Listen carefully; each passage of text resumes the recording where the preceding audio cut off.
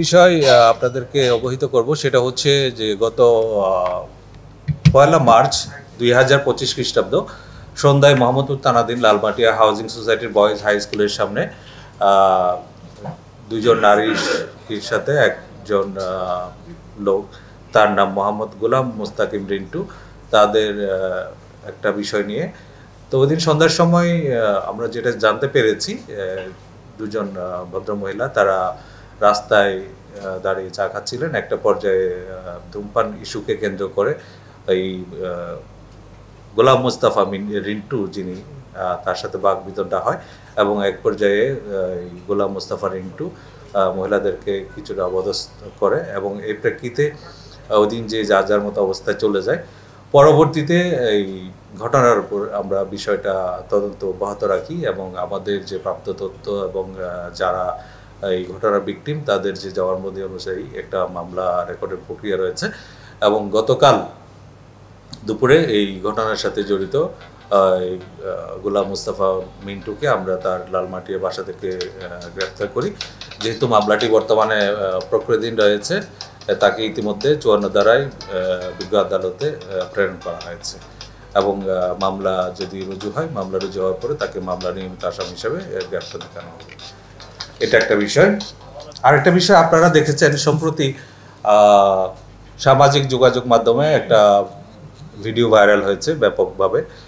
সেই ভিডিওতে আমরা দেখেছি একজন লোক রাস্তায় অবস্থান করা কিছু নারীদের প্রতি খুব বাজেভাবে আচরণ করছিলেন এবং এই নারীদেরকে শারীরিকভাবে তিনি হেনস্থা করেছিলেন এবং শুধু তাই না, এই হেনস্থার পাশাপাশি এই ঘটনাটা ভিডিও করে সামাজিক যোগাযোগ মাধ্যমে ছড়িয়ে দিয়েছিলেন, যার মাধ্যমে আমাদের এই বিষয়টা দৃষ্টিগোচর হওয়ার পর থেকে ঢাকা মেট্রোপলিটন পুলিশ বিষয়টা নজরদারির মধ্যে রেখেছিল এবং সেই প্রেক্ষিতে এই ঘটনার সাথে যিনি জড়িত মোহাম্মদ রাসেল হোসেনকে গতকাল DB cyber crime unit Motijheel এলাকা থেকে গ্রেফতার করে এবং এই ঘটনায়ও তার বিরুদ্ধে আইনগত ব্যবস্থা প্রক্রিয়াধীন রয়েছে।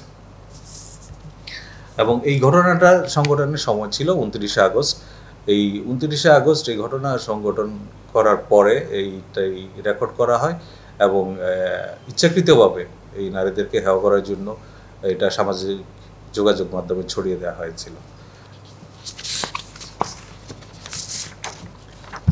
আর তৃতীয় যে বিষয়টা আমি আপনাদের সামনে উপস্থাপন করছি সেটা হচ্ছে গতকাল সকালবেলা বনানীতে আপনারা জানেন একটা সড়ক দুর্ঘটনা সংঘটিত হয়।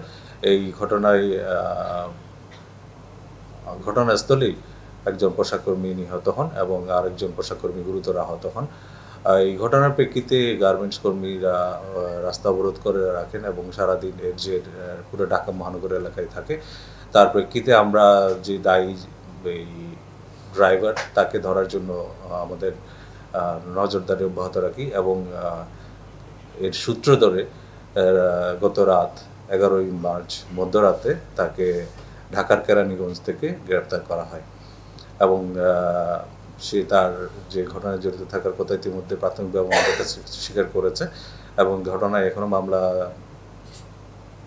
দায়ের করা হয়নি, মামলা প্রক্রিয়াধীন রয়েছে। মামলা প্রক্রিয়াধীন করার পরে তাকে ওই মামলায় অ্যারেস্ট দেখানো হবে।